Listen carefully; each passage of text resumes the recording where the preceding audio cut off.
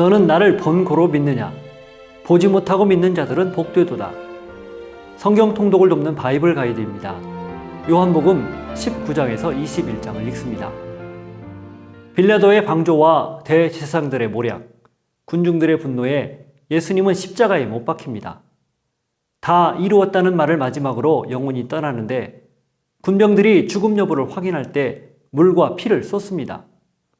아리마대 요셉과 니고데모는 예수님의 시체를 받아 유대인의 장례법대로 무덤에 안치합니다. 안식 후 첫날 부활한 예수님은 막달라 마리아와 제자들, 그리고 디베레 호수에서 7명의 제자들에게 차례로 나타납니다. 부활을 확인시키고 사명을 부여합니다.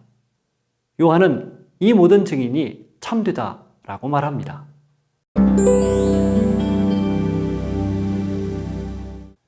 빌라도는 예수님에게서 사형에 해당하는 죄를 찾지 못합니다.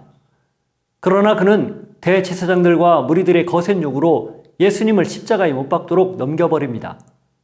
예수님이 못 박힌 십자가엔 나사렛 예수 유대인의 왕이라 히브리어, 라틴어, 헬라어로 쓴 패가 붙습니다. 대제사장들이 그렇게 쓰지 말고 자칭 유대인의 왕이라 써달라 하지만 빌라도는 내가 쓸 것을 썼다라고 말합니다. 빌라도가 무슨 의도로 썼든 마치 가야바가 한 사람이 죽어서 온 민족이 망하지 않게 되는 것이 유익하다 말한 것과 같이 예수님이 누구인지를 정확하게 표현한 셈입니다. 군병들은 예수님의 옷을 취해 찢지 않고 제비를 뽑아 취합니다. 요한은 이 일을 두고 시편 22편 18절 그들이 내 옷을 나누고 내 옷을 제비 뽑나이다 말씀이 응했다고 기록합니다. 요한복음에서도 예수님의 가상 칠언이 나옵니다. 다른 복음서에 나타나지 않는 내용으로 여자여 보소서 아들이니이다. 보라 내 어머니라. 내가 목마르다 다 이루었다입니다. 예수님은 이 말을 하고 영원히 떠나갑니다. 모세의 율법에 의하면 나무에 달린 시체를 밤새 두지 못하게 되어 있습니다.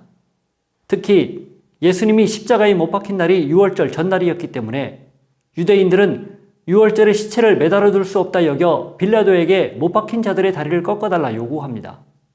다리가 꺾이면 더 이상 호흡을 할 수 없게 되어 산독증으로 인해 죽기 때문입니다.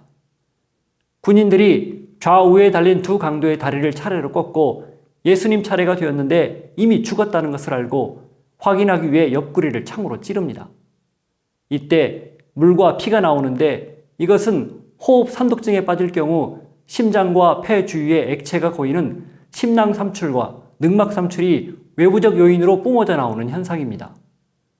예수님의 죽음이 사실이었다는 분명한 증거입니다. 요한이 말합니다. 이를 본 자가 증언하였으니 그 증언이 참이라.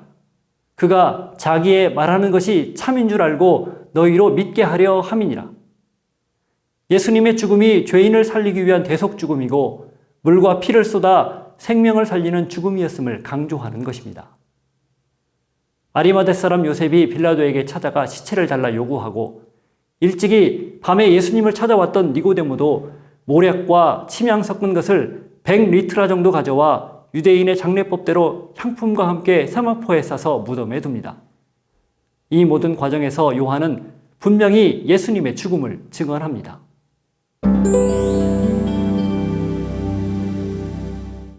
안식 후 첫날 막달라 마리아가 무덤에 갔으나 돌이 옮겨진 것을 보고 달려가 베드로와 요한에게 이 사실을 알립니다. 베드로가 무덤으로 달려가 확인했지만 예수님은 없고 머리를 쌌던 수건과 세마포만 놓여 있었습니다. 무덤 밖에 서서 울고 있던 마리아에게 부활한 예수님이 나타나 자신을 확인시킨 다음 너는 내 형제들에게 가서 이르되 내가 내 아버지 곧 너희 아버지 내 하나님 곧 너희 하나님께로 올라간다 하라 부탁합니다. 그날 저녁 예수님이 너희에게 평강이 있을지어다 인사하며 제자들에게 나타나 손과 옆구리를 보입니다.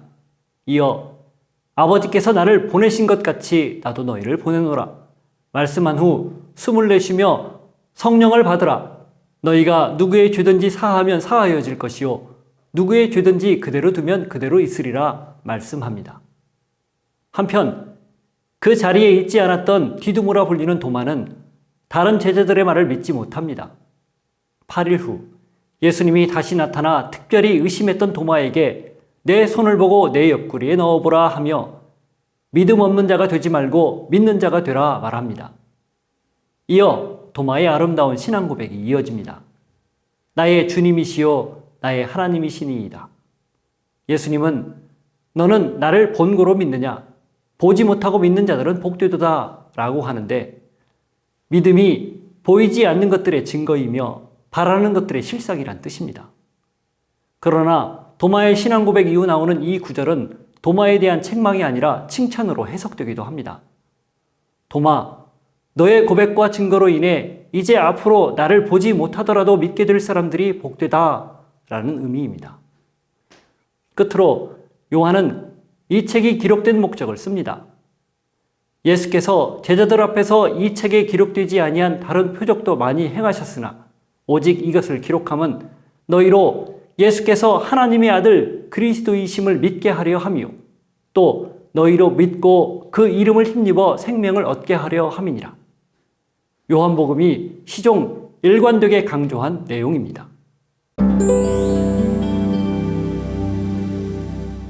그 후에 예수님은 디베랴 호수에서 7명의 제자들에게 자신을 나타냅니다. 이들은 다시 생업으로 돌아가 물고기를 잡으려 했지만 밤새 헛수고만 했습니다. 날이 셀 무렵 예수님이 그들에게 나타나 그물을 배 오른편에 던지라 그리하면 잡으리라 하는 말에 그물을 던졌는데 너무 많아 그물이 찢어질 지경이 됩니다. 어디서 많이 봤던 장면입니다. 3년 전 베드로가 부름받았던 장면과 흡사한 모습입니다. 예수님을 알아보고 달려간 베드로와 제자들이 곁에 앉아 같이 아침을 먹지만 감히 누구도 당신이 누구냐 묻지 못합니다. 요한은 이 장면을 자세히 묘사하며 예수님이 세 번째로 나타난 사건이라 말합니다. 아침을 먹은 후 예수님은 베드로에게 연거푸 3번 내가 나를 사랑하느냐 묻습니다. 베드로 역시 3번 연이어 주님 그러하나이다. 내가 주님을 사랑하는 줄 주님께서 아시나이다 답합니다.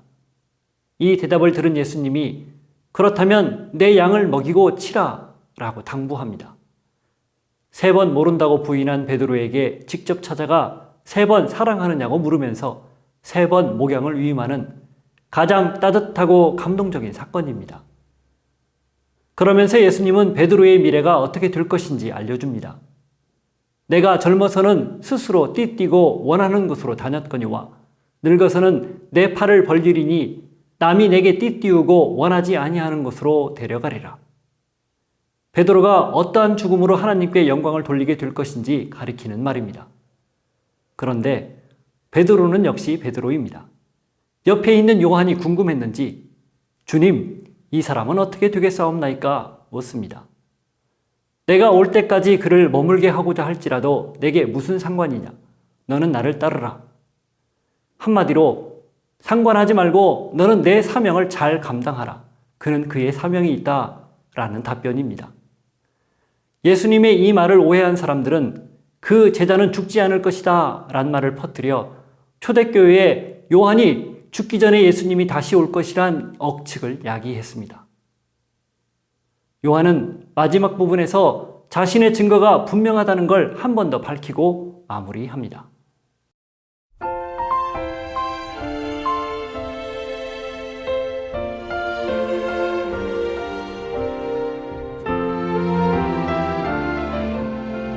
이성이 발달하고 경험이 풍부할수록 오감으로 인지하는 것만 믿는 경향이 커집니다. 보지 않고 만지지 않고 듣지 않고는 절대 믿지 못하는 것입니다. 사실 2000년이라는 시간의 갭, 중동이라는 지역의 갭, 이질적인 문화의 갭을 넘어 예수님을 그리스도요 구원자라 고백하는 건 쉬운 일이 아닙니다. 많은 고민과 검토를 거치고 믿음이 있어야만 가능한 고백입니다. 반면 너무 쉽게 고백하는 것도 재고해야 합니다. 아무런 사색이나 갈등 없이 쉽게 고백했다면 그 진정성을 점검해야 합니다. 우리에겐 도마 같은 의심에서 출발해 보지 않고도 예수님의 십자가와 부활을 믿어 구원을 경험하는 진솔한 과정이 필요합니다. 그래야 경박스럽지 않는 설득력 있는 증인으로서의 삶을 살게 될 것이기 때문입니다.